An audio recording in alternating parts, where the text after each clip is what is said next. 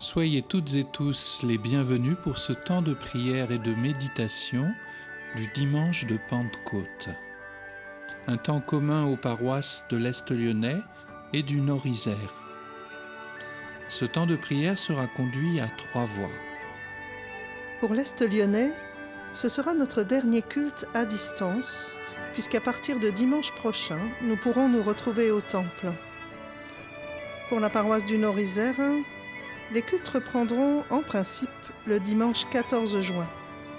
Mais pour l'heure, entrons dans notre temps de prière. C'est un homme qui marche. Ça fait des jours et des jours qu'il marche. Il est fatigué. Il aimerait bien trouver un endroit où il puisse se poser, se reposer. Et là, sur le bord du chemin, il y a une ferme. Dans la cour de la ferme, un gamin qui joue. Alors il s'approche de l'enfant et il lui dit « Je suis fatigué. Ça fait des jours et des jours que je marche. Est-ce que je pourrais rester là, juste pour me poser, me reposer ?» L'enfant lève la tête vers l'homme et il lui dit « Je ne suis pas le père de cette maison, demande plutôt à mon père. » Et il tend le bras vers un homme encore jeune, en train de s'occuper de son cheval, à l'autre bout de la cour. Alors le voyageur s'approche de l'homme et il lui dit « Je suis fatigué. Ça fait des jours et des jours que je marche. Est-ce que je pourrais rester là, juste pour me poser, me reposer ?» L'homme le regarde et lui dit « Je ne suis pas le père de cette maison, demande plutôt à mon père. » Et il tend le bras vers un homme d'âge mûr, assis sur un banc, juste à côté de la porte de la maison. Alors le voyageur s'approche. « Je suis fatigué. Ça fait des jours et des jours que je marche. Est-ce que je pourrais rester là juste pour me poser, me reposer ?» L'homme sur le banc lève la tête, le regarde et lui dit « Je ne suis pas le père de cette maison, demande plutôt à mon père. » Et il tend le bras vers la porte de la maison. Le voyageur entre, et lorsque ses yeux se sont habitués à la pénombre, il aperçoit là, tout près de la cheminée, un vieillard assis sur un banc. Alors il s'approche et « Je suis fatigué. Ça fait des jours et des jours que je marche. Est-ce que je pourrais rester là juste pour me poser, me reposer ?» Le vieillard lève la tête. Et dans un sourire, il lui dit « Je ne suis pas le père de cette maison, demande plutôt à mon père. » Et il tend le bras vers une porte. Le voyageur alors se dirige vers la porte, il l'ouvre. Il entre dans une chambre. Dans la chambre, il y a un lit. Et dans le lit, il y a l'ombre d'un vieillard.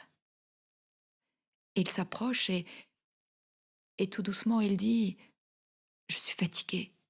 Ça fait des jours et des jours que je marche. Est-ce que je pourrais rester là, juste pour me poser, me reposer ?» À ce moment-là, l'ombre du vieillard lève un doigt brindille qu'il tend vers la fenêtre. Et dans un souffle, il lui dit « Je ne suis pas le père de cette maison, demande plutôt à mon père. » Le voyageur alors se tourne vers la fenêtre. Il l'ouvre et il se retrouve face à l'immensité du ciel. Et levant le regard vers les étoiles, il dit « Je suis fatigué. Ça fait des jours et des jours que je marche. Est-ce que je pourrais rester là juste pour me poser, me reposer ?» Et c'est à ce moment-là qu'une voix, une voix venue du fond du ciel, une voix venue du fond des âges lui dit « Je ne suis pas le père de cette maison, mais sois le bienvenu. »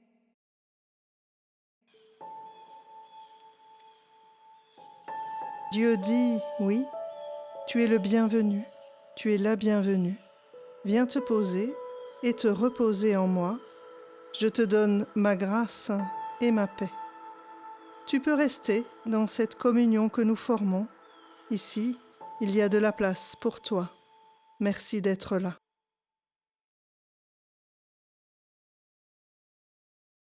Il suffit de si peu de choses pour que se lève l'espérance.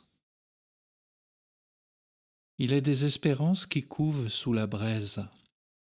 si tu soufflais un peu, qui sait, elle s'allumerait. Il est des espérances enfouies au cœur de l'homme. Si tu soufflais un peu, qui sait, elle s'allumerait. Alors peut-être que le cœur du monde s'embraserait. Il suffit de si peu de choses pour que se lève le vent de l'esprit. Écoute, n'entends-tu pas tes volets claquer ? Regarde, ta maison frémit d'impatience.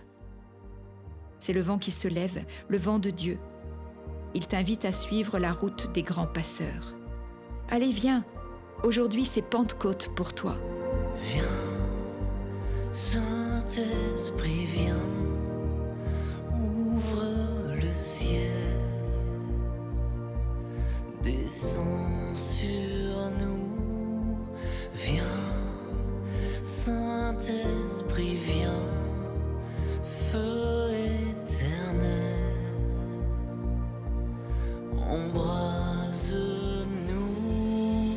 Viens.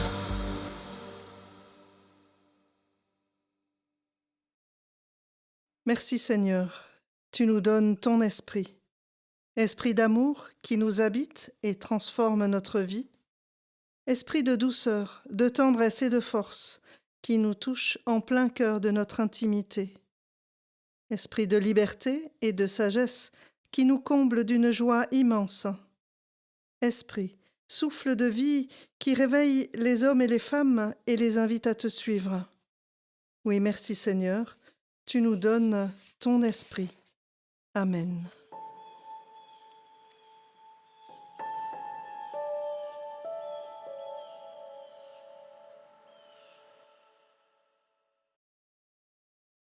Quand le jour de la Pentecôte arriva, ils étaient tous ensemble au même endroit. Tout à coup, il vint du ciel un bruit comme celui d'un vent violent qui remplit toute la maison d'où ils étaient assis. Des langues qui semblaient de feu leur apparurent, séparées les unes des autres, et elles se posèrent sur chacun d'eux. Ils furent tous remplis du Saint-Esprit et se mirent à parler en d'autres langues, comme l'Esprit leur donnait de s'exprimer. Or, il y avait en séjour à Jérusalem des Juifs, hommes pieux venus de toutes les nations qui sont sous le ciel. À ce bruit, ils accoururent en foule, et ils furent stupéfaits parce que chacun les entendait parler dans sa propre langue. Ils étaient tous remplis d'étonnement et d'admiration, et ils se disaient les uns aux autres : « Ces gens qui parlent ne sont-ils pas tous galiléens ? Comment se fait-il donc que nous les entendions chacun dans notre propre langue, notre langue maternelle ? Parthes, Médès, Élamites, habitants de la Mésopotamie, de la Judée, de la Cappadoce, du Pont, de l'Asie, de la Phrygie, de la Pamphylie, de l'Égypte, du territoire de la Libye voisine de Cyrène et résidents venus de Rome, Juifs de naissance ou par conversion, Crétois et Arabes, nous les entendons parler notre langue des merveilles de Dieu. » Dans le texte de la Pentecôte que nous lisons ce matin, un des points les plus marquants est la confusion qui s'abat sur la foule. Alors que les disciples, dans l'euphorie de l'effusion de l'Esprit, annoncent les merveilles de Dieu, la foule est dans la confusion. Les traductions de la Bible rendent souvent mal ce verset 7. On lit souvent que la foule était en plein désarroi ou en proie à une profonde surprise. Mais le terme grec utilisé par Luc dans les Actes, sutkeo, signifie confondre, au sens de brouiller. C'est en fait le même terme que les rédacteurs de l'épisode de la Tour de Babel, au chapitre 11 de la Genèse, ont utilisé dans la Bible. Dans ce récit de la Tour de Babel, à l'inverse du récit des Actes de ce matin, l'humanité n'a qu'une langue, mais devant la prétention à atteindre le ciel par la construction d'une tour, Dieu descend et confond, c'est-à-dire apporte la confusion, brouille la langue des humains afin qu'ils ne se comprennent plus. En hébreu, il y a un jeu de mots entre le verbe confondre, balal, et le nom même de Babylone, Babel. C'est cette idée de confusion que reprend Luc dans ce passage des Actes. Mais le paradoxe dans le récit de ce matin, c'est qu'au moment où l'Esprit Saint donne la possibilité à chacun d'entendre les merveilles de Dieu dans sa propre langue, au moment où l'Esprit Saint redonne à chacun la possibilité de se comprendre, c'est la confusion qui règne dans la foule. Cette confusion, qui va de l'étonnement jusqu'à la moquerie, ne se dissipera en fait que par le discours, l'enseignement de Pierre, qui suit notre passage et qui débouchera, pour une partie de la foule, sur la conversion. Mais si l'on s'en tient au moment précis que relatent les versets que nous avons lus, ce qui caractérise encore pour un temps la multitude, c'est bien cette confusion. À mon sens, cela dit beaucoup pour l'Église en général, et en particulier pour nos églises dites multitudinistes, c'est-à-dire qui accueillent en leur sein la multitude, la foule. La première chose que cela nous dit, c'est que la vie des églises qui s'ouvrent à la multitude ne baigne pas forcément dans la béate joie que donnerait l'Esprit Saint. Si pour les uns la louange et l'action de grâce imprègnent toute leur vie, il est important de garder à l'esprit que pour beaucoup, c'est une forme de confusion qui peut régner intérieurement, même dans un cheminement de foi. La sollicitude invite à prendre en compte cette réalité. Les questions sur Dieu, le cheminement vers lui, ne sont pas souvent un long fleuve tranquille. Faire le choix d'accueillir la multitude implique de prendre la mesure de la confusion inhérente au chemin spirituel de chacun et de chacune. Cela demande une capacité collective, ecclésiale, d'attention diversifiée. Tout le monde ne vient pas du même milieu, du même moule, et il est important que l'Église locale accueille cet état de fait. La seconde chose que cela nous apprend tient au fait que l'Esprit Saint est supposé donner du discernement. Accueillir tous les états de confusion parce qu'ils font partie du processus de cheminement ne consiste pas à l'encourager dans les fonctionnements individuels ou collectifs. La confusion n'est pas en soi un principe respectable, mais un état qu'on espère transitoire, un élément dans un chemin de conversion. Certes, il y aura probablement toujours une part de confusion dans notre propre chemin de foi, mais l'espérance, c'est de voir la part de cette confusion se réduire au fil de l'avancée dans les pas du Christ. Enfin, le troisième point qui est une application concrète de ce que nous venons de dire, c'est celui de la réhabilitation de l'enseignement en Église. Nos églises, par souci de respect des personnes accueillies au sein des communautés, ont privilégié avec bonheur des groupes de partage sur la vie de foi, sur la Bible ou autour d'un thème éthique. On tente aussi parfois des cultes autrement où la prédication prend des formes nouvelles. Et tout cela est une très belle chose.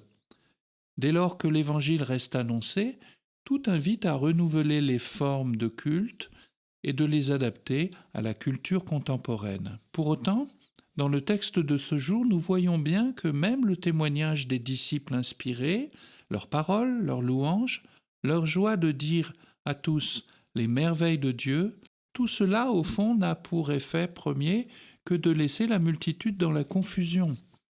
Et c'est bien l'enseignement, la pédagogie de Pierre, qui permettra par la suite aux gens de discerner, de s'engager dans un cheminement de foi, de sortir de cette confusion initiale pour aboutir au verset 37 et au constat qu'ils furent transpercés au cœur, comme dit le texte, et demandèrent « Que devons-nous faire ?» avant, pour certains, de recevoir le baptême. Le texte de ce matin devrait, s'il en était besoin, nous inviter à réhabiliter l'enseignement sur Dieu, le Christ, la foi chrétienne dans chacune de nos paroisses. Un enseignement sur les fondamentaux de notre foi qui permettent justement aux personnes de découvrir, de redécouvrir peut-être, d'approfondir certainement le cœur de ce qui est supposé être le cadre de la foi de chacun, chacune d'entre nous, afin que justement chacun, chacune d'entre nous puisse le faire sien et se l'approprier en conscience. Amen.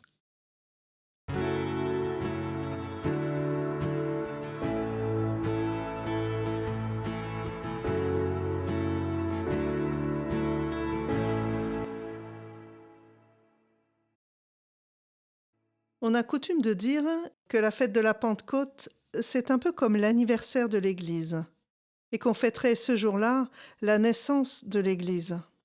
Un peu comme si avant, c'était le néant, et qu'à partir de ce fameux jour du vent et de la distribution des flammes, une aventure toute nouvelle était en train de commencer. Un peu comme si l'esprit était un plus, distribué après coup, une sorte de starter, comme celui qu'on utilise pour nos voitures quand elles ont du mal à démarrer en hiver. Et je dois avouer qu'une telle vision, une telle approche des choses, me laisse un peu perplexe. Ça me laisse perplexe parce que je crois que le mot Église est un mot piégé et qu'il faut, comme tous les mots piégés, le manipuler avec précaution. C'est vrai que quand on prononce le mot Église, l'image qui nous vient immédiatement en tête, c'est celle de nos églises institutionnalisées, celle de nos églises avec leurs frontières et leurs barrières. Et alors le danger est grand de s'enfermer dans les mauvaises questions, celle entre autres de savoir si on est en dedans ou en dehors de cette église institution.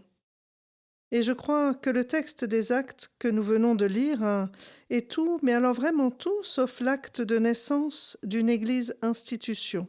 Alors si je devais définir ce qu'est la Pentecôte, je dirais que c'est l'événement qui rend possible l'église. Mais alors se posent deux questions. Quel est cet événement? Et surtout, quelle est cette église? L'événement en soi nous est décrit dans le livre des Actes. Alors revenons-en au texte. Notre histoire se passe à Jérusalem, dans une maison, ou en tout cas dans un endroit clos, fermé, dans lequel, nous dit le texte, ils étaient tous réunis. Et je me suis tout d'abord demandé qui étaient ces tous. Traditionnellement, on aurait tendance à se dire que ces tous, c'est le groupe des 12 qui étaient réunis là. Et pourtant, si on suit la logique du texte, on s'aperçoit que quelques versets auparavant, il est question de 120 personnes. Souvenez-vous, juste après l'ascension de Jésus, Pierre est réuni avec ses frères. Il y avait là un groupe de 120 personnes, et Pierre s'occupe en quelque sorte de l'aspect administratif. Il cherche un successeur à Judas, et c'est Matthias qui sera nommé. Il y a donc fort à parier que le groupe qui est réuni à Jérusalem le jour de la fête juive de la Pentecôte était lui aussi composé de ces 120. D'emblée, il me semble que cela élargit un peu notre champ de vision. Non, les disciples n'étaient pas forcément ce petit groupe frileux et peureux qui se cachait dans une chambre haute et qui nageait dans la tristesse et le désarroi. Les premiers frères, il y avait d'ailleurs certainement aussi des sœurs, essayaient tant bien que mal de continuer à vivre de cet enseignement qu'ils avaient reçu de la part de Jésus. Ils vivaient, ils priaient et certainement aussi ils attendaient. Ils attendaient que se réalise ce que Jésus leur avait promis alors qu'il était encore avec eux en leur disant « Moi, je vais envoyer sur vous ce que mon Père a promis. Pour vous, demeurez dans la ville jusqu'à ce que vous soyez d'en haut revêtus de puissance. » La puissance. Ce mot-là aussi est peut-être un peu piégé. Le Saint-Esprit serait-il quelque chose qui rend les disciples forts, invulnérables, capables de toutes les prouesses? Là aussi il y a danger, car il y aurait alors deux sortes de personnes. Celles qui ont l'esprit, qui sont fortes, courageuses, et celles qui ne l'ont pas et qui seraient faibles. Non, la puissance qui vient sur les disciples le jour de la Pentecôte ne les a pas rendus puissants au sens où elle ne les a pas rendus plus forts, plus invincibles. Cette puissance-là ne les a pas rendus meilleurs. Par contre, cette puissance leur a permis d'entrer en relation avec la foule des personnes qui étaient présentes ce jour-là à Jérusalem. Cette puissance leur a permis de parler en d'autres langues que la leur. D'un seul coup, les disciples sont devenus polyglottes. Chacune des personnes qui étaient présentes dans la maison s'est mise à parler une autre langue que sa langue maternelle. Et ce miracle-là a fait littéralement éclater les murs de la maison dans laquelle ils se tenaient tous. Voilà le miracle de la Pentecôte. Le bruit de l'Esprit a rameuté toute la foule présente dans la ville. Elle accourt à cause de cette rumeur qui enfle. Elle accourt à cause du bruit, pas à cause des disciples qui sont venus les chercher. Et là, le miracle se produit. Chacun entend parler des merveilles de Dieu dans sa propre langue, dans sa langue maternelle. Voilà la puissance que donne l'Esprit. Ce n'est certainement pas une puissance qui permet de convertir ou de convaincre, mais c'est une puissance qui fait que malgré les barrières de race, de culture, chacun peut entendre parler de Dieu. C'est ce qui fait que chacun puisse recevoir Dieu. C'est ce qui fait qu'un dialogue puisse se nouer, un dialogue cœur à cœur. Le miracle de la Pentecôte ne s'est pas produit une fois pour toutes. Il continue encore et encore à se produire tous les jours. Il se produit chaque fois que nous arrivons à rejoindre l'autre en lui parlant sa langue maternelle. Cette langue qui est la langue de son cœur, cette langue qui lui permettra d'entendre et d'accueillir Dieu dans sa vie. L'Esprit, c'est cette force qui fait que je n'impose pas ma langue, c'est-à-dire aussi ni ma théologie, ni ma vision de Dieu et du monde à l'autre. L'Esprit, c'est cette force qui permettra que notre théologie, notre foi et notre façon de l'exprimer ne sera pas entre nos mains une arme de domination ou bien un rempart derrière lequel nous nous abritons. L'Esprit, c'est bien plus cette force, ce souffle qui nous pousse à abandonner nos certitudes et toutes les choses dans lesquelles nous nous enfermons. L'Esprit, c'est ce souffle qui nous permet de rejoindre l'autre et de lui parler sa langue à lui parler et ainsi lui permettre d'entendre et de répondre à l'appel de Dieu. J'ai dit au début que le vent et le feu de la Pentecôte rendent possible l'Église.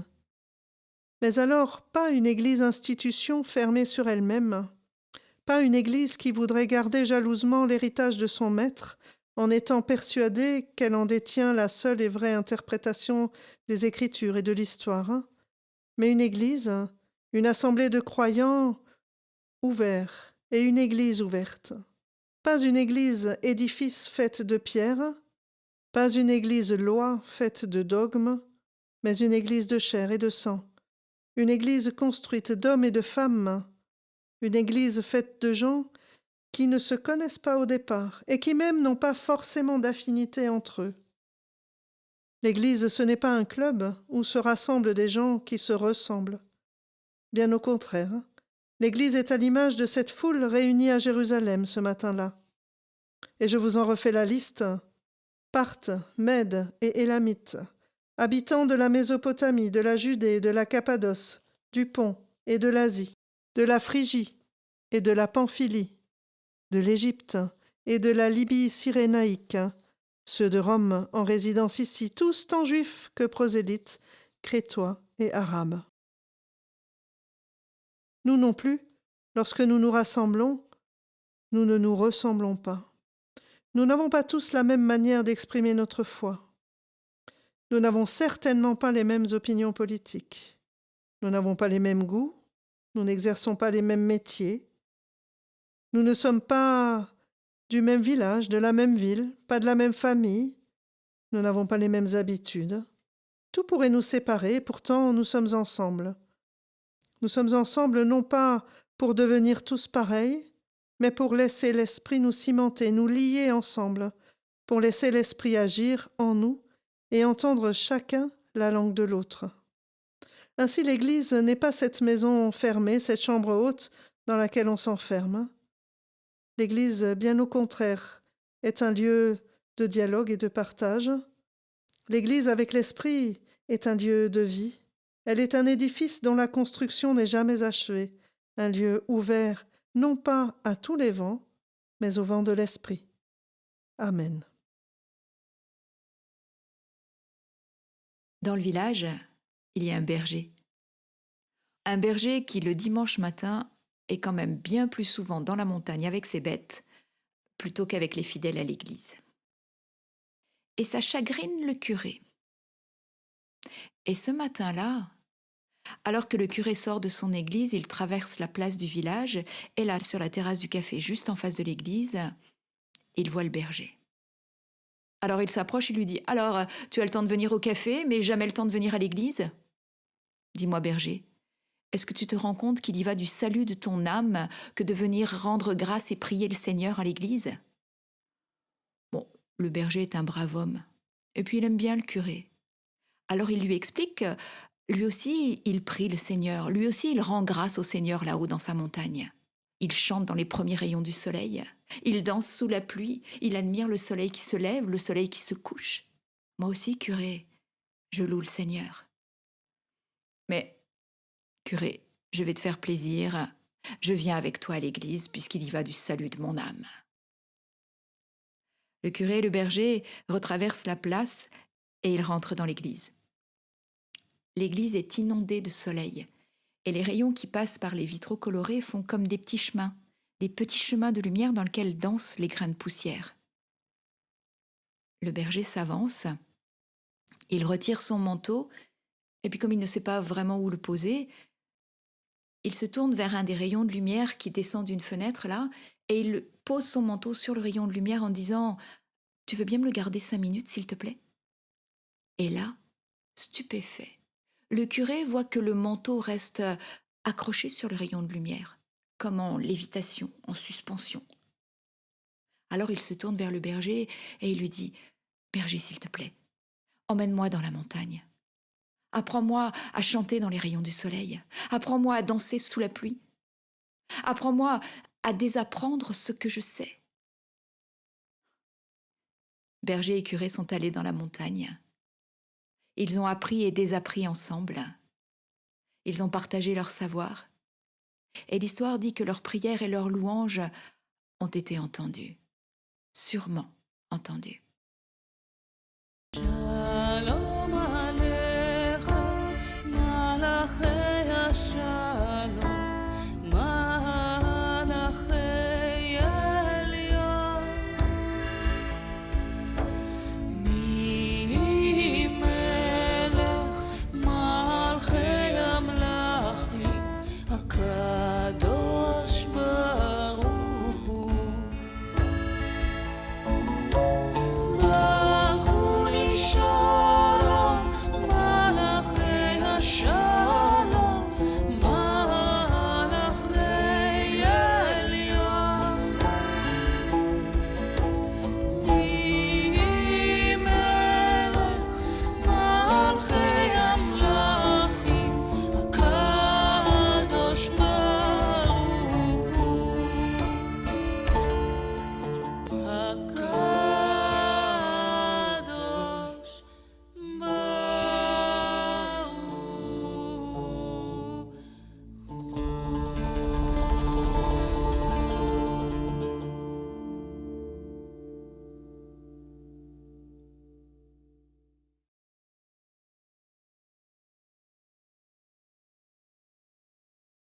Dieu vivant. L'Église, c'est un peu comme une vaste maison. À tes yeux, chacun et chacune d'entre nous est comme une pierre de construction. Toutes ces pierres que nous sommes sont diverses et variées. Et c'est pour elles, pour nous, que nous voulons te prier maintenant. Seigneur, nous te prions pour celles et ceux qui sont faibles et fragiles, comme l'ardoise qui se brise facilement. Merci Seigneur de les soutenir.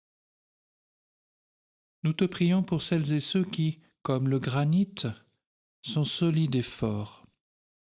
Donne-leur de se laisser émouvoir par le monde qui les entoure, pour qu'ils sachent toujours mieux s'ouvrir aux autres. Nous te prions pour celles et ceux qui, comme la pierre volcanique, sont éprouvés par la maladie, le deuil, les difficultés ou la solitude. Celles et ceux qui sont broyés par la coulée des épreuves et des injustices. Celles et ceux qui n'arrivent pas à trouver la paix. Donne-leur courage et espérance. Nous te prions pour celles et ceux qui, comme la géode, se sentent ignorés ou méprisés, les petits et les discrets dans leur travail, dans leur famille ou dans l'Église. Aide-nous à porter notre attention sur eux et à les prendre en compte, et qu'ils prennent conscience, Seigneur, de la richesse qu'ils représentent pour la communauté, pour l'Église, pour le monde.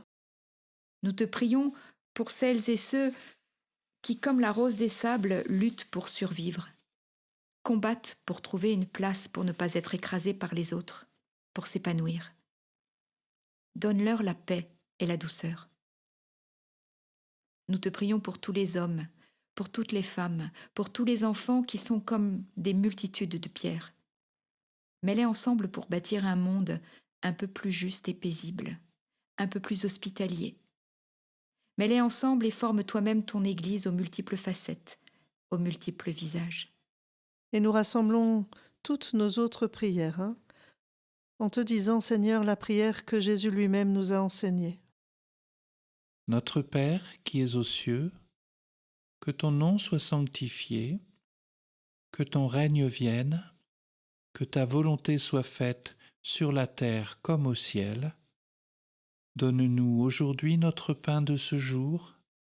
Pardonne-nous nos offenses, comme nous pardonnons aussi à ceux qui nous ont offensés. Et ne nous laisse pas entrer en tentation, mais délivre-nous du mal, car c'est à toi qu'appartiennent le règne, la puissance et la gloire, au siècle des siècles. Amen. Car si la pierre disait « Ce n'est pas une pierre qui peut monter un mur », il n'y aurait pas de maison. Si la goutte d'eau disait « Ce n'est pas une goutte d'eau qui peut faire une rivière », il n'y aurait pas d'océan. Si le grain de blé disait « Ce n'est pas un grain de blé qui peut ensemencer un champ », il n'y aurait pas de moisson. Si l'homme disait « Ce n'est pas un geste d'amour qui peut sauver l'humanité », il n'y aurait jamais d'amitié ni de paix sur la terre. Comme la maison a besoin de chaque pierre, comme l'océan a besoin de chaque goutte d'eau, comme la moisson a besoin de chaque grain de blé, Dieu se sert de nous là où nous sommes, uniques et donc indispensables. Allez et soyez des pierres pour les maisons, des grains pour la moisson. Le Seigneur vous attend dehors dans chaque geste d'amour. Il est le Dieu de l'espérance, de la confiance et de l'amour. Il a tourné son regard vers vous. Il vous bénit et vous garde. Amen.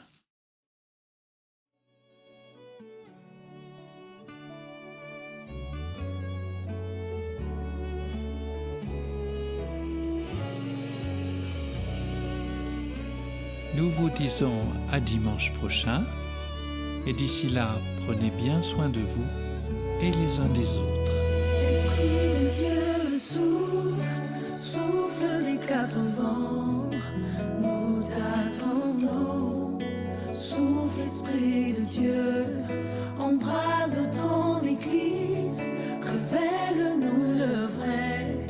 Souffle, Esprit de Dieu, nous avons besoin de toi. Esprit de Dieu, souffle des quatre vents, nous t'attendons. Embrase ton Église, révèle-nous le vrai. Souffle, Esprit de Dieu, nous avons besoin de toi. Ce que l'œil n'a point vu, l'oreille n'a pas entendu. Esprit, tu le sais, oui, tu le sais, ce qui est réservé par Dieu pour tous ceux qui l'aiment. Esprit, tu le sais, oui, tu le sais.